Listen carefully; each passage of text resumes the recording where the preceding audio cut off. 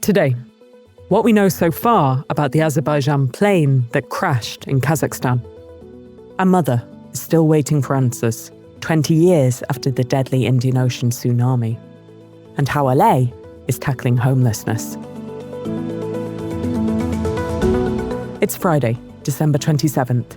This is Reuters World News, bringing you everything you need to know from the front lines in 10 minutes every weekday.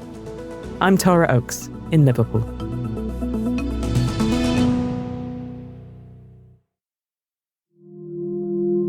Russian air defences downed an Azerbaijan Airlines plane that crashed in Kazakhstan, killing 38 people.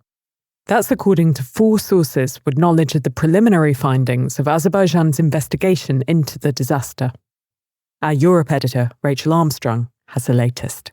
An Azerbaijan Airlines flight was carrying 67 passengers on December the 25th from the Azerbaijani capital Baku to Grozny in Russia. Now, as it neared the southwest Russian region of Chechnya, flight tracking data shows its navigation system was jammed and that it abruptly diverted, flew hundreds of miles the wrong way, crossed the Caspian Sea, and then crashed near the Kazakh city of Aktau. Russian aviation watchdogs said in the immediate aftermath that it may have been caused by the plane striking a flock of birds, a theory which several aviation experts publicly said was highly unlikely. Since then, 4 sources in Azerbaijan have told Reuters that they believe Russian air defences hit the plane. One of the sources said the plane was struck by a Russian Pantsir S air defence system and that its communications were also paralysed by electronic warfare systems on the approach into Grozny. Now, we know that the area where the plane was flying into is a place that has been repeatedly targeted by Ukrainian drones in recent months. And to counter that, Russia has deployed a large number of air defence systems in the region and has been using this hybrid warfare method where it tries to jam electronic communication systems to confuse the drones. What's been Russia's response? Russia has said that it needs to wait for the findings of the investigation and that it would be wrong to build hypotheses before the conclusions of those inquiries are known. The United States has called on Moscow for a very full and transparent investigation. That's normally a call that Russia would find fairly easy to ignore, but it can't ignore one of its closest neighbours. The Azerbaijan government has been yet to comment on it publicly, but you can be fairly safely betting that there will be a flurry of quiet communications between the two.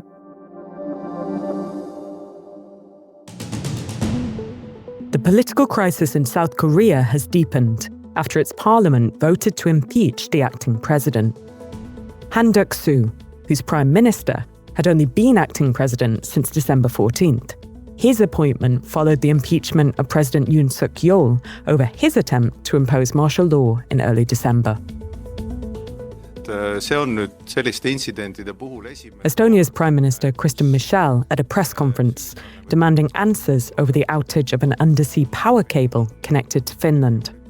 He says Finnish authorities seized a ship carrying Russian oil in the Baltic Sea on suspicion it caused the damage. Israel has struck multiple targets linked to the Iran-aligned Houthi movement in Yemen, including Sana'a International Airport.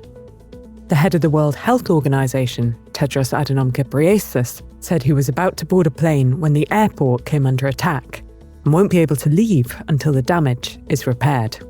Israeli Prime Minister Benjamin Netanyahu says Israel is only at the beginning of its campaign against the Houthis.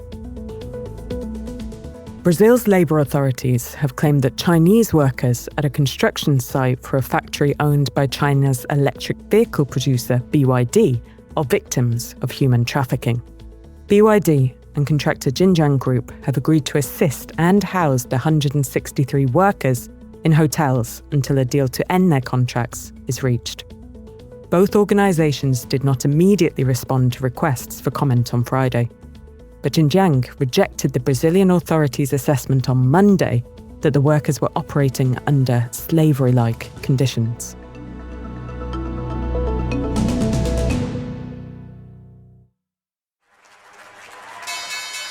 Core inflation in Tokyo accelerated in December, while services inflation held steady, according to the latest data. That's keeping alive market expectations for a near-term interest rate rise in Japan. The BOJ's next policy meeting starts on January 23rd, when some analysts expect a raise of short-term rates. Separate data shows that factory output fell 2.3% in November from the previous month, casting doubt on the strength of Japan's fragile economic recovery. Sauda's son, Sadiq, would have been 26 years old if he had survived the devastating Indian Ocean tsunami, which claimed the lives of some 230,000 people along the coasts of more than a dozen countries 20 years ago, in December 2004. Sauda also lost a daughter in the 9.1 magnitude earthquake which triggered the tsunami. Her body was recovered, but her son's was not. Our reporter Zara Matarani in Indonesia has Sauda's story. So Sauda is one of the many survivors of the Aceh tsunami in 2004. She currently lives in Banda Aceh, the same city in which she lost her son Siddiq, who was at that time 6. Like many other survivors, Sauda first experienced the tsunami as a wave of thunderous noise outside of her house, which she thought was a storm. She then hugged her son tightly, praying that it was just a storm, but then when she stepped out of the house, it was actually a wave of water. She carried her son all the way to the mosque, but the wave crashed at her and brought her son away. And in front of the mosque was where she lost her son. Sauda spoke to us in front of the mosque with her other son. She was hopeful, yet she was grieving her son. Her other son was crying. She was describing what she felt. Sauda does still hold that last bit of hope that her son might be out there somewhere in Java, maybe, having survived the tsunami. Her other son posted on social media calling for her son to come home, even citing that, "We hope that you can come home before I die." Masih ada, saya mohon kali dia suruh pulang gitu. Jumpai saya sebelum saya. She lost her daughter in the same incident. However, they did found her body, which is now interred among many other victims in the mass grave in Banda Aceh. She prays there regularly with her surviving son every year during the exact moment the tsunami happened. While she prayed, she always hoped and prayed to God that Siddiq is out there somewhere still surviving. While more and more cities urge police to crack down on homeless people sleeping in parks and streets, Los Angeles is taking a different approach. So you're talking over 40,000 people. Where are you going to put them? That's Mayor Karen Bass. Her signature program, Inside Safe, has moved 23,000 people off the streets this year and into hotel rooms or shelters while providing social services. With soaring rents and an acute housing shortage, California has an estimated 180,000 unhoused people. Governor Gavin Newsom has been urging officials to clamp down on homeless encampments after the Supreme Court ruled in June that cities could enforce camping bans. And while some 117 cities in the US have passed some version of an anti-camping law, Bass says LA will stick with its approach and provide a roof over people's heads. One of the things that we've tried to demonstrate with Inside Safe is that you can get people off the streets immediately, which obviously helps the individuals, but it also helps the businesses, the schools, the neighborhoods, because it compromises everybody's quality of life. In the past 2 years, 9 sidewalk encampments have disappeared from Hollywood. Advocates praise LA's approach, but caution that permanent housing is what the city needs to focus on.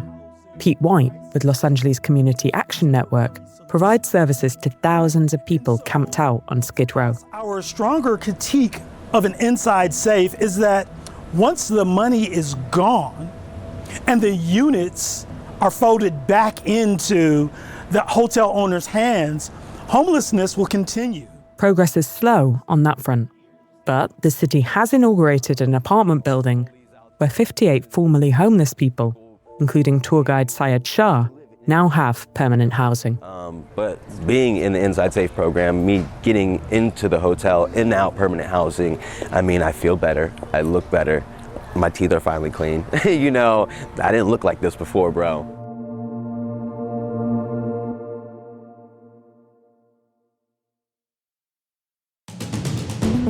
And it's Friday, so we have a recommended listen for you. Tune into our special episode of Reuters World News tomorrow, where our global photographers will be discussing how they captured some of our photos of the year for 2024. It'll be available wherever you get your podcasts. For more on any of the stories from today, check out Reuters.com or the Reuters app. Don't forget to follow us on your favourite podcast player, and we'll be back on Monday with our daily headline show.